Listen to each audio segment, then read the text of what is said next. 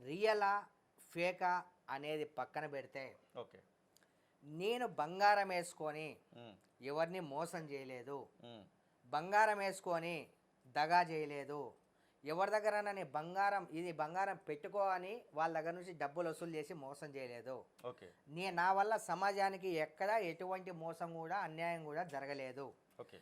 And IT అధికారులు కొండ విజయ్ గారు అక్కడ దొరికిన తర్వాత ఎంతోమంది గోల్డ్ మెడల్ మన తెలంగాణలో ఉన్నారు బైసాబ్. యెస్. అందరి దగ్గరికి వెళ్ళకుండా నా దగ్గరికే ఎందుకు వచ్చారు, హ్మ్. దీని వెనక ఎంతవరకు వాస్తవము ఎంతవరకు అవాస్తవము నేను క్లారిటీగా ఇస్తాను.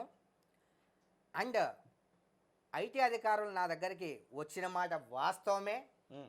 వచ్చారు నా దగ్గరికి వెళ్ళి కొన్ని ప్రశ్నించారు, మీరు ఆఫీస్కి రావాలని చెప్పి నాకు నోటీస్ ఇచ్చారు.